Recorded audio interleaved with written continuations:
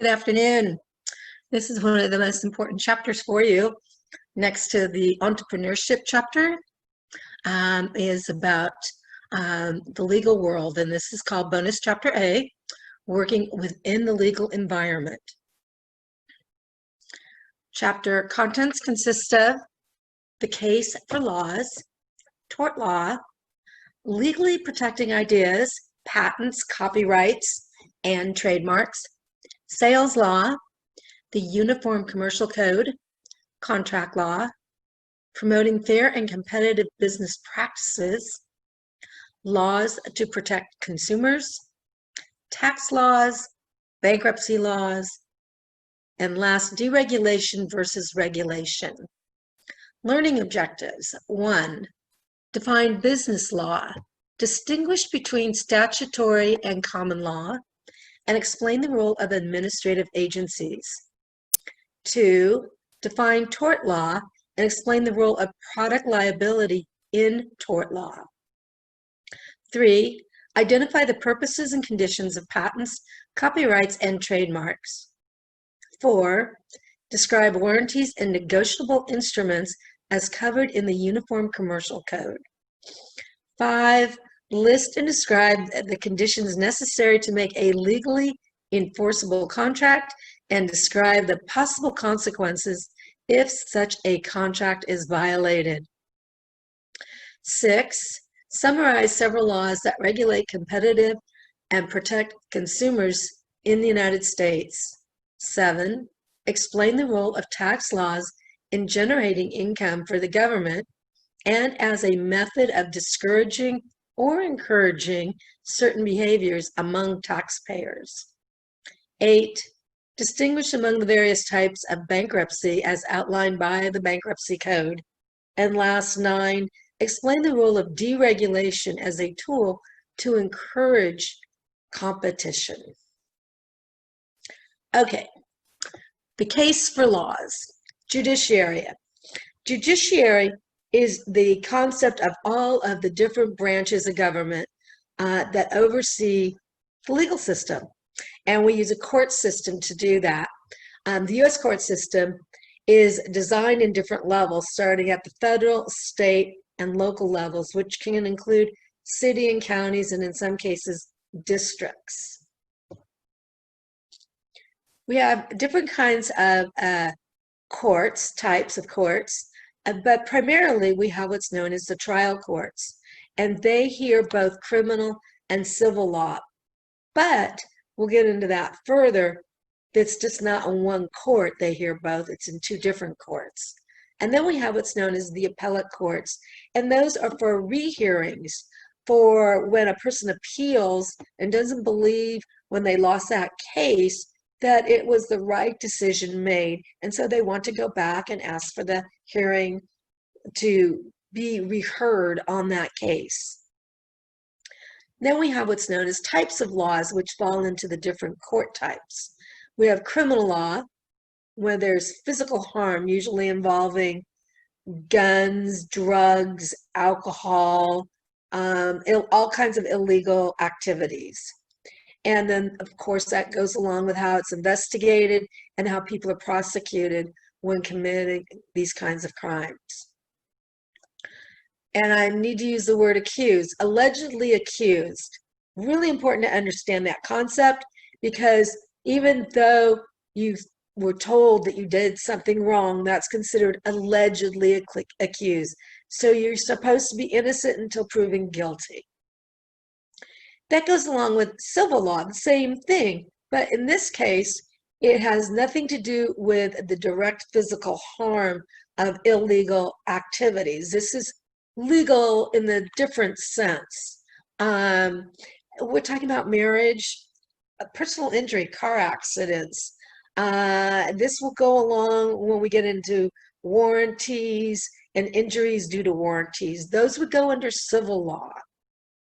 And then we have totally different neighborhood, business law. And they are really important. They are guided by rules, statutes, codes, and regulations. And we talk about this being a legal framework. Imagine everything that goes on within that is how it's looked at And there's specific guidelines to businesses in how they are to conduct their business. Now, laws came from a place, and they came from the Constitution, state and federal constitutions. And they are considered to be what's known as written law. These are things that we know in black and white, the first, second, all the amendments are part of this, and includes legislative enactments.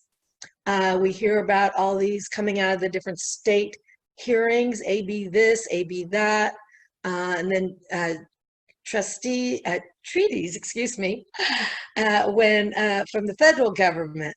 And for instance, when we have requirements to pay for things, and those go along with ordinances to do or not to do something. That's all written law. And then on the other side, which includes written law, but they're common sense things, and they have to do with what's known as unwritten law. And the courts do hand down decisions with this, but they're common sense things, and I can't help but remind people of this. There's it comes from the old medieval time period where people realized that, we had to have property lines, and people used to just assume, oh, they own the property up to the rocks over there. Well, okay, so we respect that person's property, but then we had to have it written. So now there became property lines, and that became more of statutory law instead of common law. And things changed, and that happened over the years, and it continues to happen that way. So we don't assume things. There's also what's known as precedent. Precedent is really important. And I use this example because it's something that a lot of people see happening, and just keep this in mind. So imagine somebody's driving, they're drunk driving, and they would get a normal fine for drunk driving. That would go under criminal law. It's not civil, it's criminal, because it's an illegal act. So that might be fine, but we know there's certain guidelines today for a person who's drunk driving. Well, now let's add to it a couple things. Let's add to that they had another person in the car and they got in an accident. Okay, well, we know what the ruling was for the drunk driving. There's some basic guidelines to that. If you're drunk driving, you get fined, I don't know, it's like up to $2,000 or $3,000 in court fines, and then you have to go to all these schools, and you have to go to what they call AA meetings, or maybe something like that, or a drug court, or something along those lines. That's where they set the precedent, and they have it written down, a set of fines that go along with drunk driving. Okay, now we add a person in there who gets injured, and now we have to look at the injury that this person caused to this other individual when they were driving under the influence. And that makes it an even bigger case against the person driving. Now, we don't know if that other person contributed to that car accident they got into, but it goes on the driver to start with, right? Okay, so now we add the first ruling for just drunk driving on top of a car accident with a person in the car who gets injured. And let's say they hit another car. They rear-ended another car. Okay, now we're looking at something even bigger. We are looking at the fact that they rear-ended someone. Now they've hurt another car, maybe another person, and the person in their car. All these things got tallied up.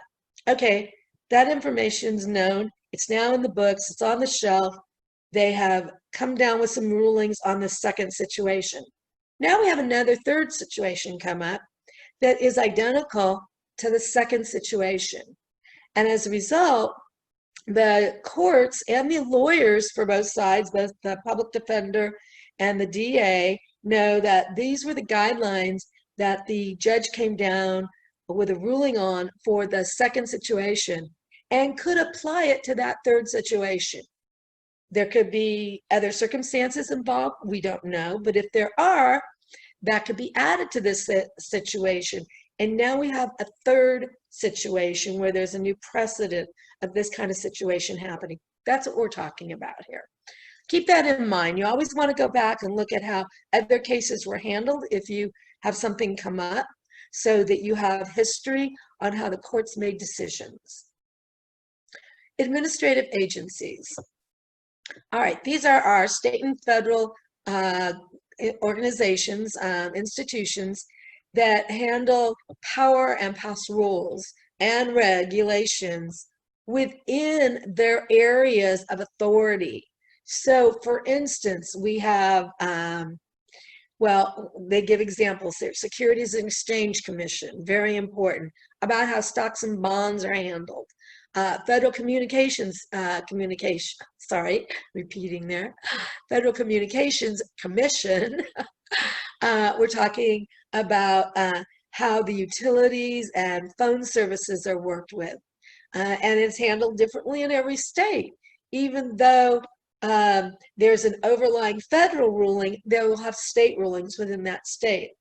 EDD, that's pretty much federal, even though you'll have state rulings. The federal always takes precedent. These are just some examples of federal, state, and local agencies and how they function and what they do. So here we are at the federal, at the top, and so Federal Trade Commission, and they have a really responsible position for how false and misleading, deceptive advertising and labeling is handled. But that covers a lot of different neighborhoods. When we talk about advertising and labeling, that goes in so many neighborhoods. We're talking about automobiles, we're talking about telephones, we're talking about equipment, tool usage. If it's not labeled properly, one of the biggest ones we hear all the time has to do with cosmetics. But that falls into another category, which is the Food and Drug Administration. So now we have two agencies that walk hand in hand together. They have a lot of power there in deciding how things are done insofar as communicating things. But it goes even further when you go another level deeper.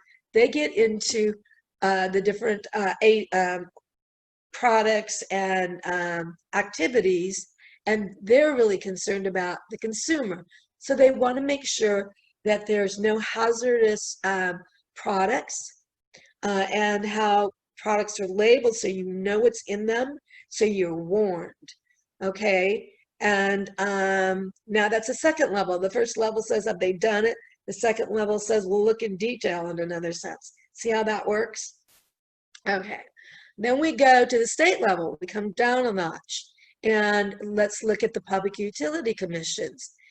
Now, we have utilities nationwide, but there are different utility organizations in different areas.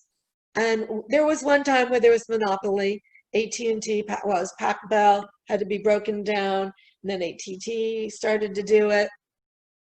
And what they said was, okay, how are the rates charged? And they can talk about that at the state level. It doesn't make sense how the rates are set up and what's provided to customers, and definitely not to have monopolies. So monopolies get forced out. They're required to be broken down. We've seen this happen numerous times. We're going to talk about it more further on. Then there's the licensing boards at the state level. For instance, barbers and cosmetologists. California is different than Nevada. It's different than Oregon, different than Arizona. Those states bordering us, they have different requirements than we do. Now, some might be transferable, but primarily they're different. They're not nationwide, which means you need to check if you go to a different state, if you need to get relicensed. And that's important to check into so you can keep working. It goes along like with real estate, education. We have butchers. Those require licensing and certifications. Now, insofar as unions go, it's a little different. We'll talk about unions another time. And then, of course, on the local level, this one has to do with planning and zoning, these two listed here. And we're talking about who's in charge of which section. And there's two different groupings, right? there's the planning commission and then there's the zoning board. And each one has to help you if you're going to get in construction. Let's say you're even a remodeler.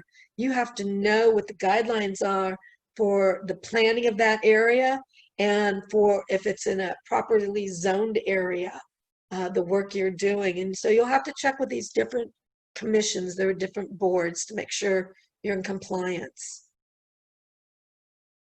So what is tort law? Well, tort is very important. Most people who are in the legal world will know that the word tort means harm. Wrongful acts causing injury to another. But it covers three different areas which are very important to understand: a person's body, property, or reputation. And reputation can be huge.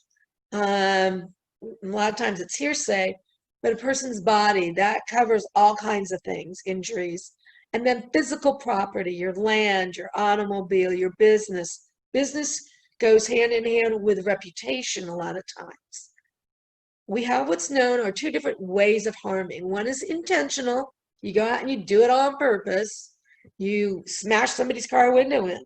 You drive into somebody else's car. You burn somebody's property. You hit somebody. That's intentional.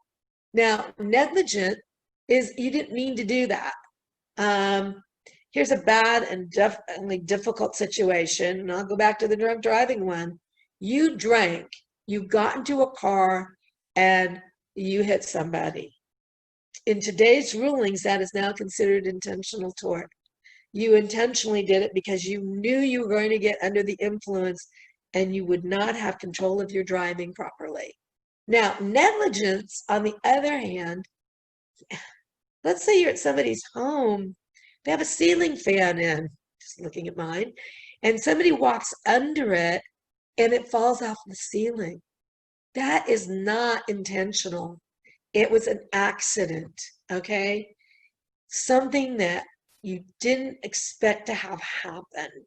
And you have to really watch out for those things, because then again, that person can file a suit against you, a civil suit for injury, for tort. Now, when we look at product liability, which also falls into the intentional and negligent areas, that's when the business is liable for the harms. And it goes into different categories. We talk about production, how something is designed, how it was sold, or the use of products that are on the market. And all those different areas have a very valuable things that you need to understand about each one. If you get into a product sales or manufacture, you need to know what the liability for each of them are. It's not across the board the same, other than the fact of being liable. But let's say in the production process, something was made, it wasn't made correctly, and you stole it anyway, you're definitely responsible. If it wasn't designed right in the beginning, you're definitely responsible. If you sell it in a way that is not proper, it's underhanded, it's back market, it's not labeled correctly, you're responsible. And then if you tell somebody how to use the product and it's not the right way to use it, you're liable. Now, on the other hand, you have what's known as strict product liability, where if the harm is even more intense. And what we say is that if that's your product, you're fully responsible no matter what. Now, there's some products that are very dangerous to work with, chainsaws, for instance. Not so much like electric screwdriver, but you know those guns, those electric nail guns? Those are kind of things that can hurt people so much more quickly. If you're operating a heavy-duty piece of equipment, and it's not functioning properly, you have the responsibility. The manufacturer, the owner of the equipment, is fully responsible. And these are just a few major product liability cases. I'm going to kind of go through these just quickly. One that's very well known is Ford Pinto, where the gas tank was put in the wrong place, a rear-end collision, and the tank blew up. For some reason, Ford put the gas tank in the very back end. Now, it's okay to have a gas tank where you put the gas in the back, but you don't want the tank right at the back. You want it under. And it wasn't under, it was right there. So when somebody hit the car, and this happened numerous times, but this one situation, this is where it started in 78, where all the problems and cases were brought to court. A.H. Robbins, birth control. This was a piece of item that went into women, causing very, very major damages to women's bodies, over 6,900 cases. Playtex, plastic, causing toxic shock syndrome and fatalities in Kansas. And this was very terrible. And it was removed from the market, no longer being able to use. Dow Corning, silicone breast implants, causing severe damage to women. And some men actually who had implants, and the plastic bags where the silicone were in were breaking, and it wasn't the right kind of material. Very bad when we had some deaths that occurred with that. Asbestos ownings again. We find asbestos in a lot of the older buildings, and many buildings had them in it. And it became a state law, federal law, that any building with asbestos had to be removed, especially for children, causing mesothelioma, cancer. Very, very bad. Many deaths behind that. And I mentioned already about Ford. Well, it's General Motors had a couple where the fuel tank was faulty, same problems. Tobacco. What happened is that the federal government said you had to create smoking cessation programs. It wasn't so much about lung cancer, any kind of cancer, but about teaching people how to quit smoking. Very odd, but it happened in 2004. And then Toyota, they had brakes that were failing, and we heard about this a lot of accidents and physical harms brought to others.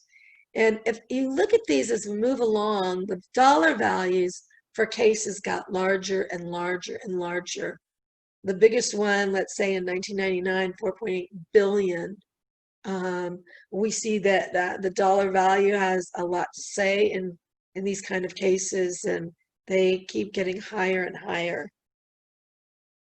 Want companies to be more responsible for their items, products that cause harm. Now, we talk about patents, copyrights, and trademarks, and I'm going to try something here, so bear with me. I want to share another screen with you. Let me go out here. Let's see. And I want to take you out to the U.S. Patent website. Here we go. And I hope you can see this. Tried it once before, it didn't work, but I hope it's working now. And this is the actual website where it's a uspto.gov,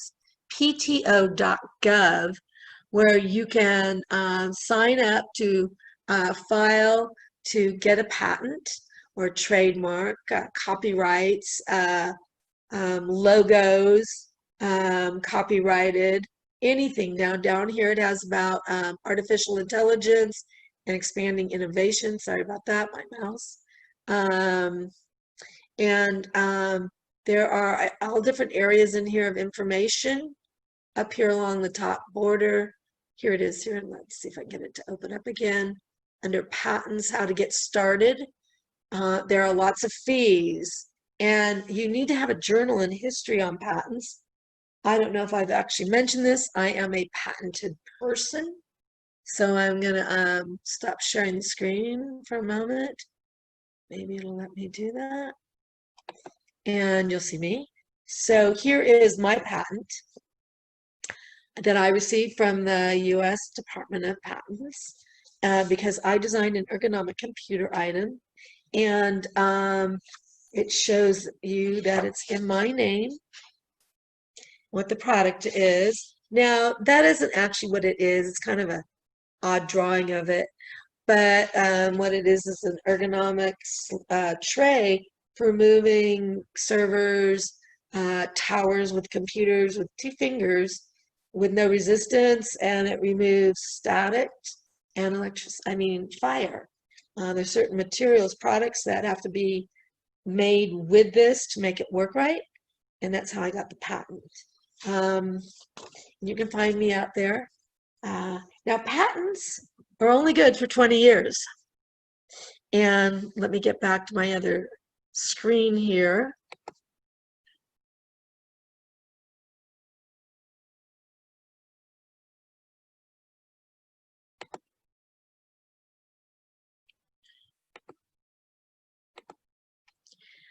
Here it is right here, the patent.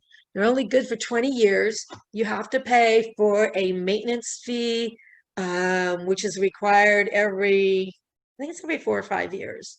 It's not cheap, but it's necessary if you want to keep owning it, I understand. I don't know. I just pay the fee. Mine became active. My patent got approved in 2010, so I've had it for 10 years now. Yeah, coming up on 10 years in October, actually. And so I'll be going through processes here of renewal. Now, we also have to do this for copywriting, and I mentioned this, well, branding, I mentioned a logo, and that falls into copyright, and also falls into trademarking. You have 2 different areas, and some of them overlap. So generally speaking, copyright are books, articles, photos, and cartoons. And one thing you always want to do is, if you're a designer and you're making things, you want to put your name on it and the date it was created immediately, because then nobody can steal it when you go to copyright it. And that's something you should do immediately also. That's nowhere near as expensive as patenting, but it's necessary. Then we look at the trademark. Now, you may have designed things like with copywriting, but now the trademark is something that you're using for branding. For instance, I always like to use the Nike symbol, the check mark, but it's a certain check mark. The same thing with Apple, the I. They actually have a right to say that's theirs, but it has to be with the word Apple. And their iPod. They have certain words that they have had trademarked. I heard of a case where somebody tried to say they could use the I with some things they were making. There was a lawsuit, but apparently the one product they were making was totally different than the other products. So it was okay. But then Apple had to learn how to take that I and really hold it for what they were making.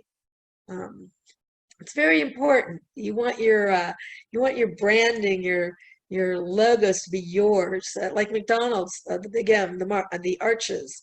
Nobody else has those. Those are theirs, and they were copyrighted. You'll also see like a R or a C. I'm sorry, a C with a circle around it, and that's copyright. I have that for my business name, West Coast Information Services. It's copyrighted. I have owned it for almost 25, 27 years now. So that's how you do that. Okay, patent facts. You need to get an attorney. If you are not capable of handling all the different work, but in picking an attorney, you need to get one that knows about your industry that you're working in. Don't get an attorney who's into electronics when you're into art. They need to speak on the same level that you're speaking on when you go to speak to the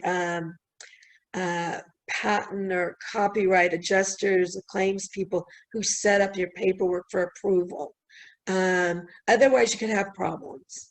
Part of the nice part of having a patent is you can sell rights, licensing of the use of your patent to others. And it's a very nice thing. We've mentioned this with franchising. It's the same idea where you don't make it any longer, or maybe you're not making it right now, but somebody else is making it and you get paid. You can outrightly sell it, of course, or you could just sell the license and see the difference again. Very important. Get some royalty checks there, maybe part of the contract agreement you have with them. And then if you choose to go to a different country with your patent, you need to get a patent for that country. So essential to do, because if you don't, somebody could steal it. And the moment you leave the United States, you need to make sure you get your non-disclosure statements with you, your confidentiality agreements. We have talked about that with your cover letter. It's the same thing. That way nobody can take it the moment they sign it and agree. And if they do, then you'll see them in court.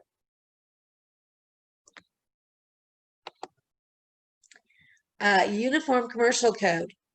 This is where all the business laws are written. It is a light blue book and with silver lettering. You can't miss it on the shelf in a library, law library. It sticks out. And that's where all the laws are for business law, and they go along with commercial laws. Very, very important to learn.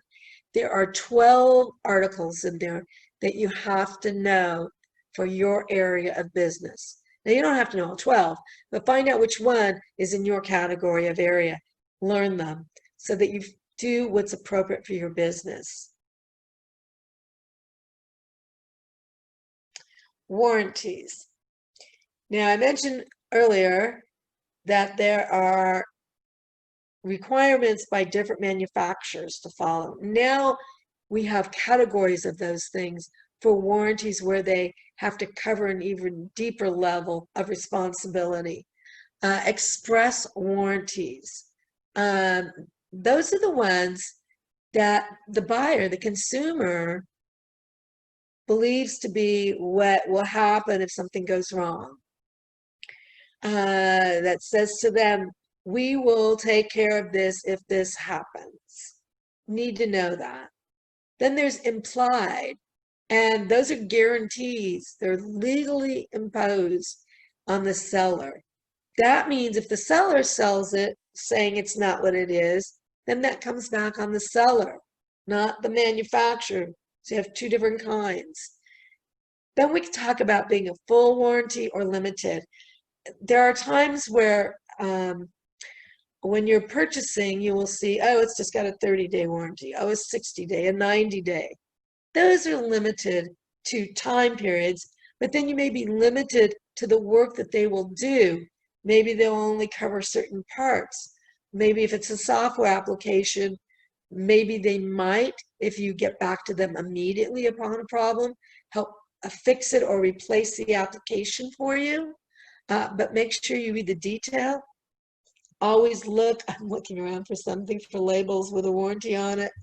I wonder if this box of Kleenex has a warranty on it. No, it doesn't. But it was in another package. So it was, the warranty was on the other package.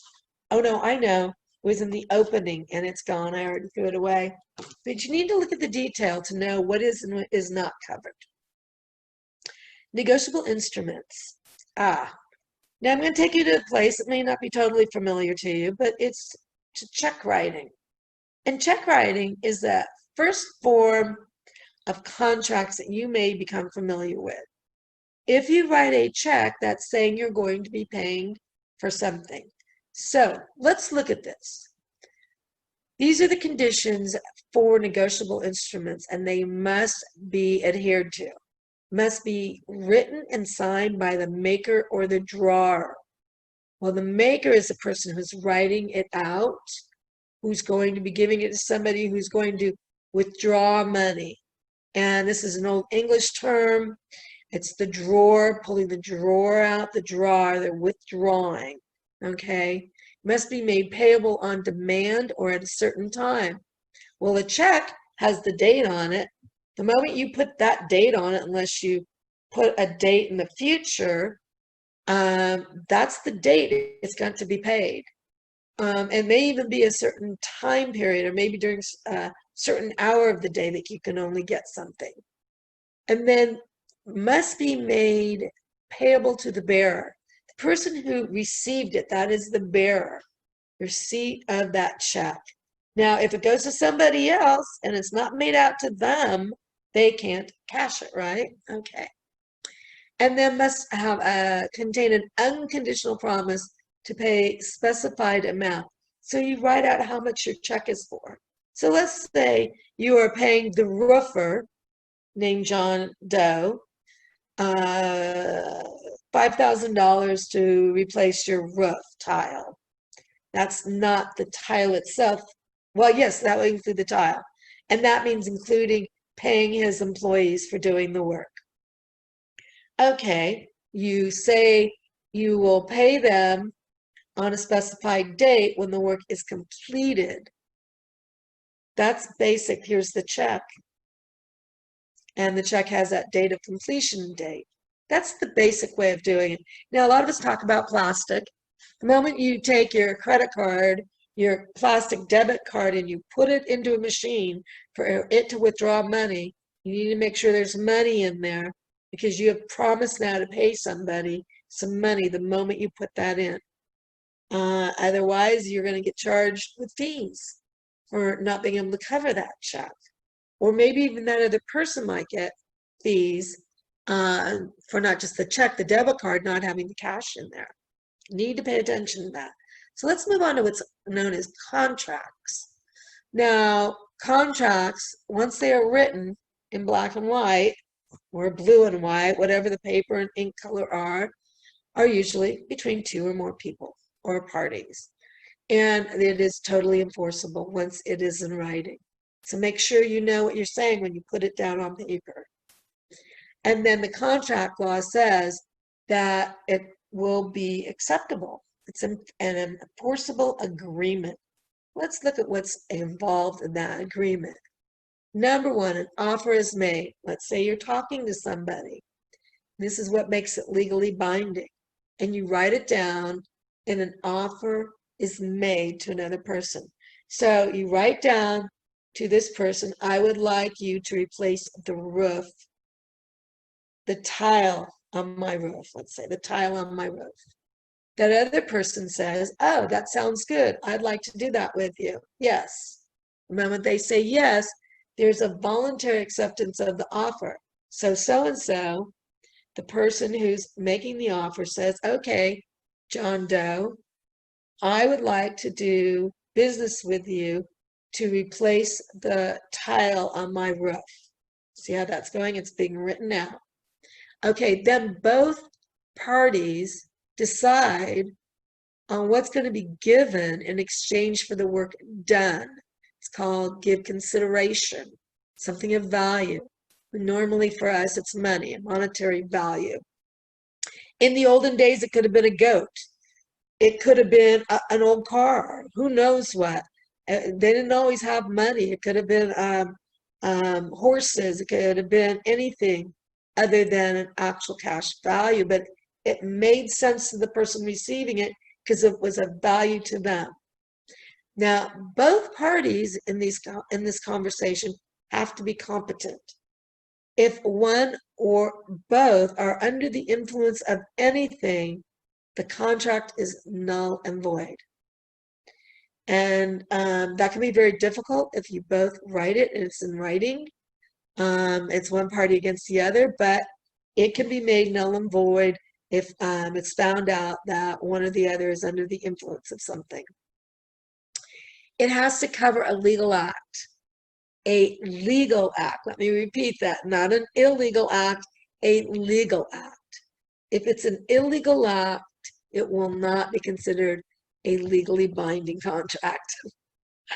And so it's in that proper form. It has the names, the dates, and if time's necessary, and what's being given in consideration. And both parties signed agreeing to this. A lot of times we like to make sure it's notarized if you're not sure about the person who's signing it. and you ask them to have it be notarized, so then they have to show legal documentation of who they are to prove that they are signing this ethically. Very important. Okay, because if they haven't signed it ethically, if they haven't done the work, if they haven't completed performance, you could have a breach of contract.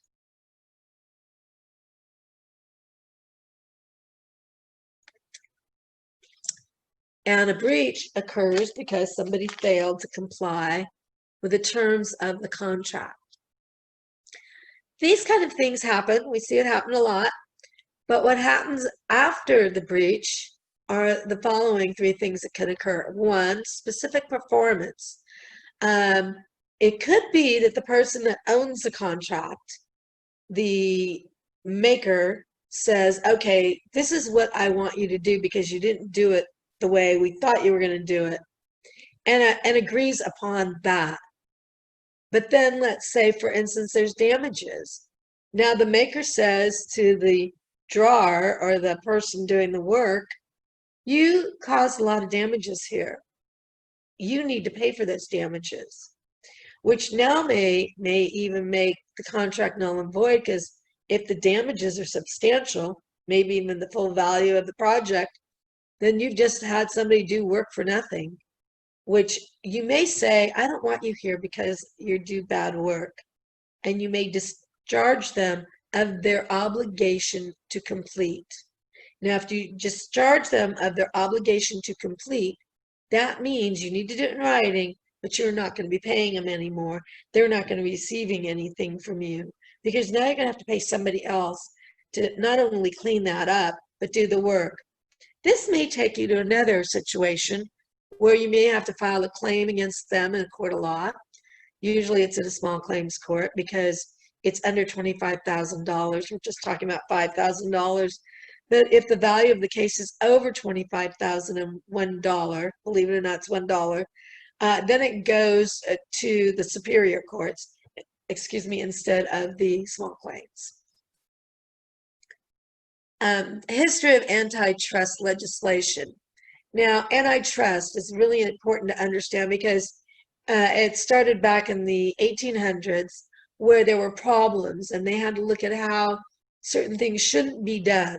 So the Sherman Act talks about forbidding contracts, combinations, or conspiracies in restraint of trade, not allowing trade, causing problems with trade, conspiracies in trade. It says, no, you can't do that. And also the creation of monopolies or an attempt. That means to try and buy out all these other companies so you can own so many. We see it happening anyway, but there are times where companies buy out other companies because those companies really are failing, and it's better to help save employees and products that can be encumbered into another business. But as that's occurring, when a company starts buying these smaller companies, then all of a sudden you may come up with another company that starts to look like a monopoly. It's not always that they did it on purpose to become a monopoly, but along the way they became that way, versus the intentional act of doing it. Okay. Clayton Act in 1914. These are activities that are totally prohibited. Exclusive dealings. That means you only do business with one company. That means that you aren't, there's no reason that you can't do business with other companies, but some companies will say, you're doing business with us and you can't do it with anyone else. And that's what these are talking about here.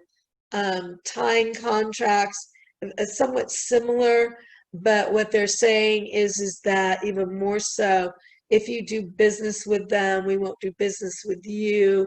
It's crazy. Interlocking directorates. This is huge. This has to do with a higher level of management.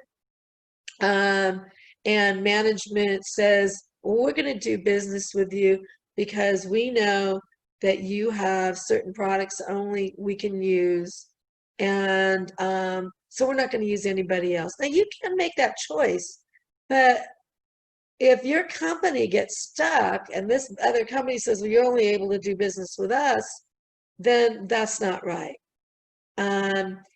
There's one thing right here, buying large amounts of stock in competing corporations. You as a person, especially on the board of directors, if you buy a large percentage of another company as a manager in let's say your CEO or board of directors, you are now not in compliance with compete laws, non-compete laws. And that's what this is talking about. It means, we talked about this with DuPont, where they had ownership of too much stock in another company, General Motors, for which they were painting those vehicles. And that's one of those examples. It's a good one. So they had to sell their stock. They couldn't own it any longer in that other company.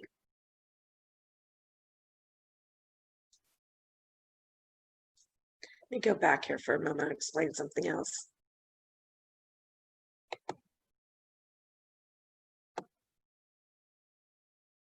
Something I wanted to add to tying contracts is it starts off where a person is has already bought a item, and it's about the second item where you don't want to have a problem where you're being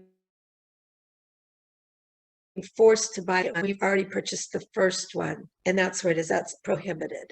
Okay, let's move on to the next page here, or slide. All right, the Federal Trade Commission Act of 1914, and this is about prohibiting unfair methods in competition, in commerce. So we've heard about insider trading, and that's where we're going to with this. Very important to pay attention to. Wheeler-Lee Amendment of 38 then gave the FTC, the Federal Trade Commission, additional control when coming to false and misleading advertising. And we've seen this grow. I mentioned this earlier with the different agencies, how they have new powers and they grow in their powers and their abilities as an agency. Robinson-Patman Act prohibits price discrimination, very basic. And this goes along with buyers and sellers. So buyers are, generally speaking, we're talking about initial buyers. We're talking about wholesalers of us who are making products and selling things, and then to the next level with agents even, and those sellers. So discrimination can happen at different levels, and that needs to be paid attention to. Here's a few antitrust cases. As I mentioned, monopolies, Standard Oil, American Tobacco, DuPont. DuPont, here's the one with the ownership issue. Ma Bell monopoly. Microsoft, anti-competitive practices. And they were having a problem because of all the software application that they had created. They said, well, we own it and nobody else can use it. And it came to being that they had to create some for Apple and other hardware so could interface with them. Consumerism. It's all about the consumer now, right? So this is about strengthening the rights and powers of buyers. The buyers are being, we're talking about on the retail level, and how you can buy better for the consumer, and that's the bottom line. Real estate debunkture, which happened in 2007 and 8, created the Dodd-Frank Wall Street Reform and Consumer Protection Act to protect the consumer when false contracts and marketing of a situation are brought forward. what happened is that Wells Fargo and Washington Mutual had created contracts telling consumers they had to pay bulk payoffs at a certain period of time. They were offered these 1% contracts, but people didn't realize that they wouldn't go back to just a monthly payment. They were told, oh, you took out a loan for $250,000. Well, for the first year, you'll only have to pay 1% every month on it. But at the end of the year, you have to pay the balance of the loan that's due. And that happened to a lot of people, or maybe 50%, whatever it was, amounts of money people couldn't pay. We watched the real estate market fall apart. People's homes went into foreclosure, major bankruptcies, and it wasn't just homes, it was also commercial, but primarily residential. It was very bad.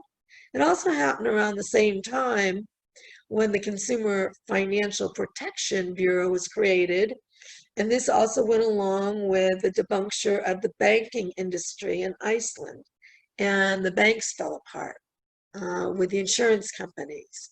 And so this new law started to help the consumer recoup some monies. Insofar as specific protections that came about was the Fair Practicing and Labeling Act, and we mentioned that a little bit earlier, but even so, more so, it's grown. And then we talk about children. We have to do things to protect children, from anything from car seats to clothing, toys, even software applications, which comes up here in a second. A Truth in Lending Act, where we're being honest about how finance charges in the banking industry and credit cards, how they're advertised and what the plans really consist of or don't. And as mentioned, the Child Protection and Safety Act, it's a twofold process. It's not just toys, but products that contain hazardous items that can harm toys, and also internet safety. Then we have the Fair Credit Reporting Act. You got to make sure your credit report is correct.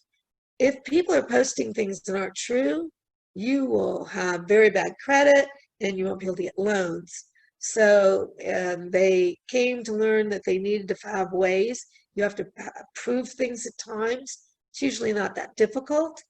Was it Transamerican and Equifax?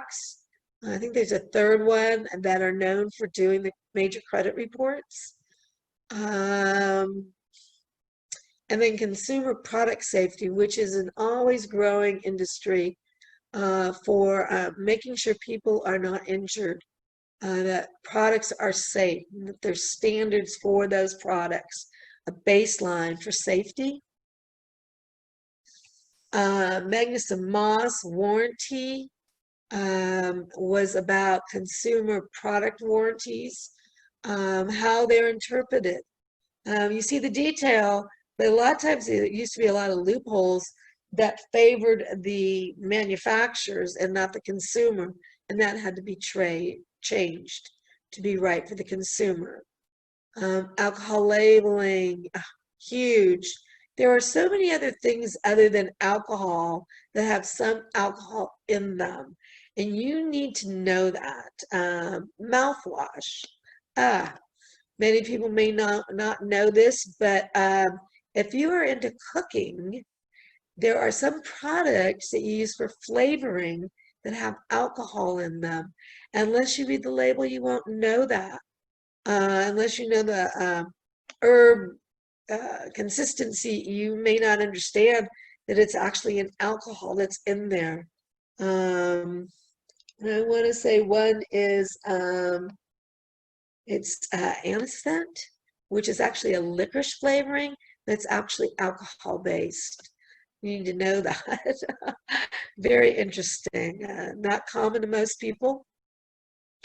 Nutrition, again, more labeling and more credit reporting, which needs to continue to grow and get better for the consumer.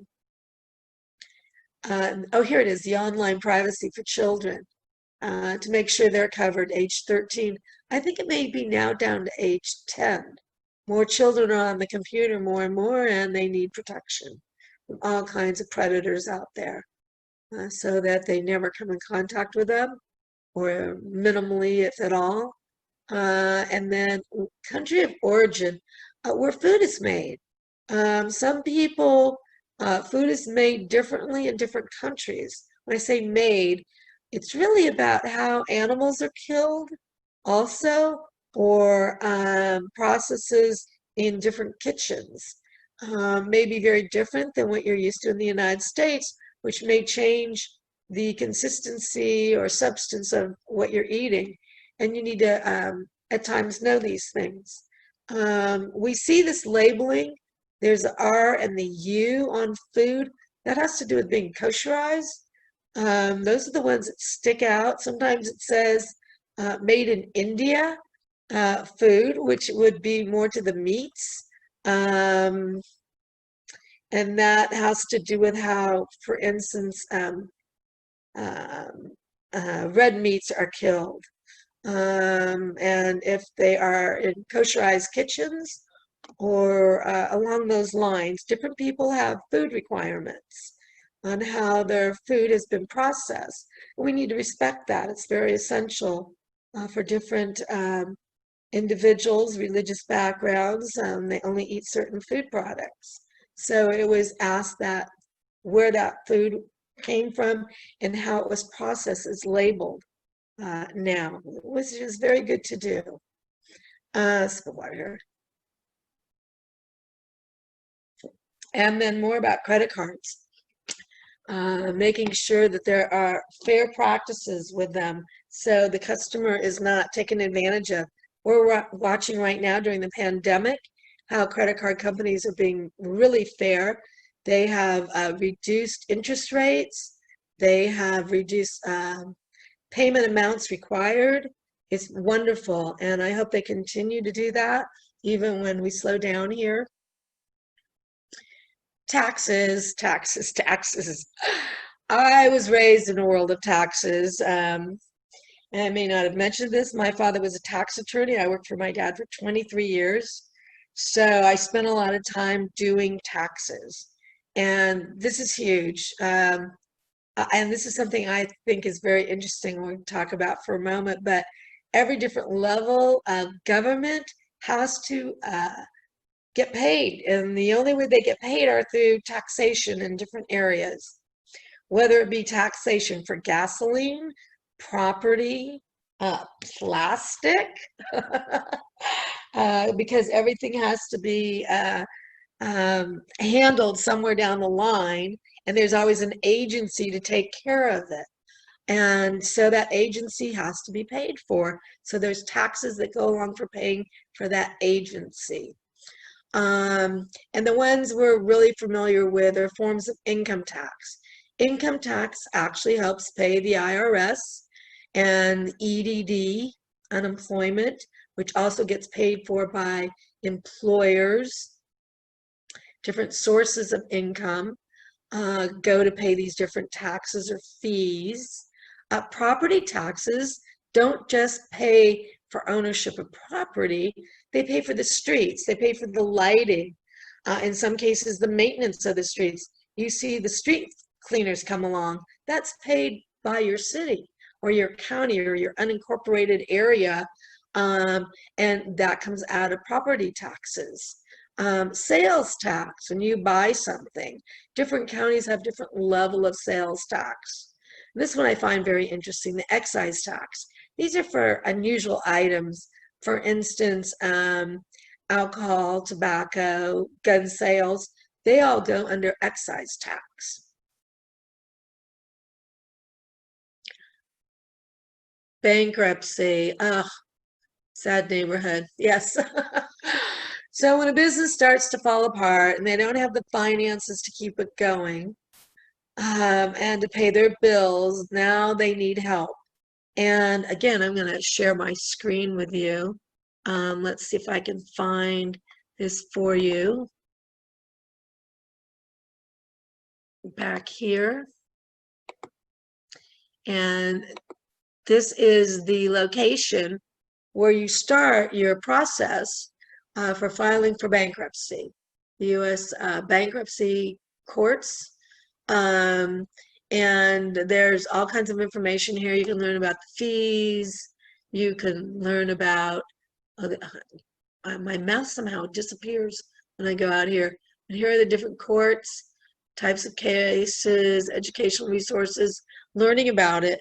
But I'm going to give you a brief overview about how to file a claim and what it includes. So let me go back to my page.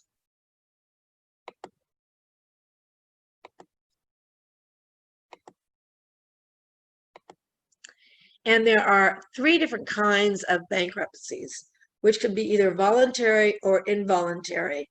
One is Chapter 7, we call that the straight bankruptcy. Chapter 11, where there's a reorganization, and Chapter 13, where there's repayment. And you'll have a trustee assigned to your case once you file one. A straight bankruptcy is when you say, I need financial assistance. And that's where they come in with money. They give you money to get you out of debt. A reorganization where it's like a 50-50. They may give you some money, but then on the other hand, they're saying you need to reorganize how you do your business. And once you do that, we will also help pay you to pay off some of these debts. So it's like 50-50. But Chapter 13 is a total, when we say repayment, is it's a loan they give you. It's they don't really give you money. I'm sorry, let me back up there for a moment. Where you got to pay off everything and close down or reopen under a different name, because it's not going to happen the way it is, where you have to repay everybody everything you owe them. So you got to sell off everything you own. Let me show you how that works here. And the difference with voluntary and involuntary. All right. Yes. Okay, so have to look at what you have as collateral. And creditors are the people you owe money to, can come in and take your collateral, what you own, or repossess the asset that they were buying or they gave you money for. So let's say, for instance, you go into bankruptcy, you have refrigerators, let's say you're a restaurant, they can come back and take everything. It's like a repossession. Or the government may make you sell it and give them cash in exchange for it. But this is the order in which here, how claims are paid. And first off, you have to purchase not purchase so much, pay fees, the filing fees for the bankruptcy case, get it all going. Then you will pay any business costs after filing. So that means you will pay them in a certain order, and it goes like this: wages and salaries first, or commissions owned. Employees are primary. They get paid before anybody else. Then contributions to employee benefits. Got to get their benefits taken care of. If you can't afford it, that might be the end of that for them, but the trustees will work with you on that. And then, as I mentioned, refunds to consumers. But this is where somebody, let's say, has already sent you money and they're waiting for a product. Now you have to give that money back, okay? And let's say it wasn't even delivered, it never even got sent out. You have to reimburse them for their order. Then there are federal and state taxes. Can't go anywhere until those are paid. And believe me, they will hold on to you, the bankruptcy court, until you pay those. Not that I've had it happen to me, I've just watched it. Okay, this is what it looks like. So you have 2 different things going on here. You have the voluntary and involuntary. The purple is a voluntary, and it's much better if you are voluntary than having it done for you. And what I mean by that is that somebody files a claim against you with a bankruptcy court prior to you sending out a letter saying you're filing for bankruptcy. It's a timing thing. And that's where they get to be taken care of before others. Okay. Now, that's very interesting how that works when it's involuntary, because now those people who have filed claims have a priority standing. And that will happen, as I mentioned, employees first, but these guys are right next to the employees, and they may be ahead of another person who files the claim. That's part of the order of being taken care of. So let's look at the voluntary. There's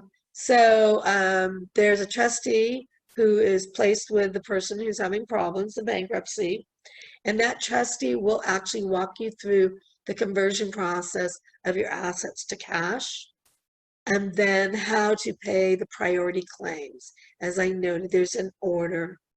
And then what to do with the remaining cash if there's any. Well, a lot of times there's unsecured creditors, and that means extended creditors. Those are after the clients who are buying products. This is after taxes. There are other people. For instance, let's say you have loan debt, liability debts. I'm sorry, liabilities, loan debt. Those need to be paid. Deregulation, huge. We see it really a lot with the with air, FDA, and with utilities, trying to deregulate them so that there are not so many laws on them that control what they do. And some other public utilities, they can really hinder a company because it slows them down from functioning at times. When they're pushed into always being in compliance to a certain level, that can stifle a business. Now, right now, for instance, during the pandemic, they were saying, okay, airlines were required to set up certain processes for people to sit 6 feet across, away from one another. And in doing so, that meant they had to change the layout of the seats in some cases because they were still too close together, or put it so that nobody sat in between a seat. So if there was 3 seats, there was always an empty seat in between, or every other row kind of thing, where middle person in the next row and 2. So like 2, 1, and 2, that kind of thing. So there was more distance between people. And now they're not being as strictly required. They feel that the pandemic has slowed down, which unfortunately at this time period, here we are in July of 2020, where we're seeing it shoot up. So it'll be interesting to see what happens with that. That's another story. But to deregulate them, we saw a lot of regulation on BART and transit. There were a lot of renegotiation contracts that needed to go on. And every year we see it when they come up for contract reissuance.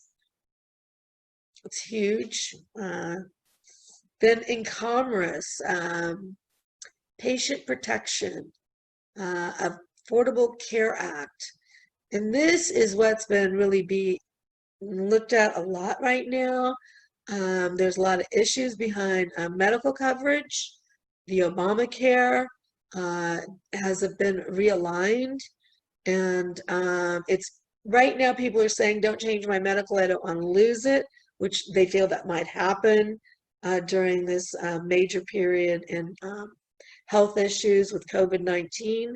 So it's sitting on the shelf. It was approved for it not to be revoted on, to have it shut down, so they can do some more research and work for people and make sure there's more fair and honest dealings going on. Oh, here we are, we're at the end. Okay, great. Thanks for joining me in chapter bonus A, legal. Now the next chapter will be chapter 10. And then from there, I believe we actually go to 17. So a little change up because of how we're doing the business plan. I'm going to throw a little bit about motivation and employees, and then we're going to get into finances. So we will see you soon. Don't forget you can meet me at my Zoom meetings on Mondays from 10 to 11. Hope you're having a great day, and easy does it.